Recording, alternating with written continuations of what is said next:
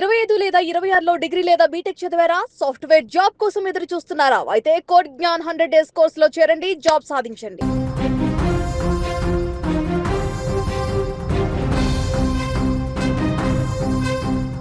వరంగల్ జిల్లాలో కలకలం రేపిన ఒక ఘోర హత్యుదాంతం ఇప్పుడు సంచలనంగా మారింది. షాపింగ్ కోసమని ఇంట్లో నుంచి నవ్వుతూ వెళ్లిన ఒక మహిళ మరుసటి రోజు ఉదయానికి కెనాల్ కాలువలో శవమై తేలింది.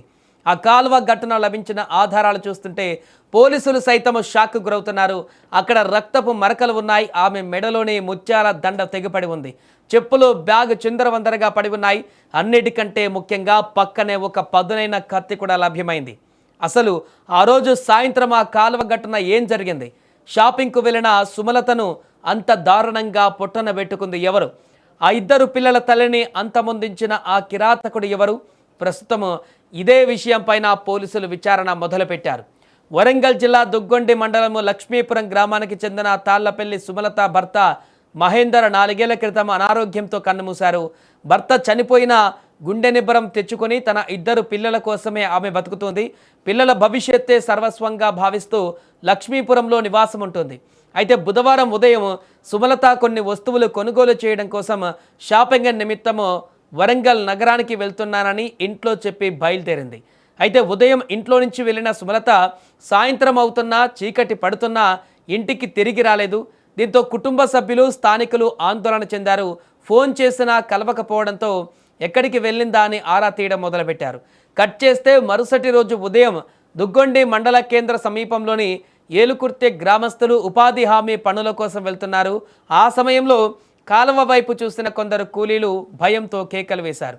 ఎందుకంటే అక్కడ ఒక మహిళ మృతదేహం నీటిలో తేలుతూ కనిపించింది. గ్రామస్తులు వెంటనే పోలీసులకు సమాచారం అందించారు. ఘటనా స్థలానికి చేరుకున్న పోలీసులు ఆ మృతదేహము లక్ష్మీపురం గ్రామానికి చెందిన తాళ్లపల్లి సుమలతదిగా గుర్తించారు.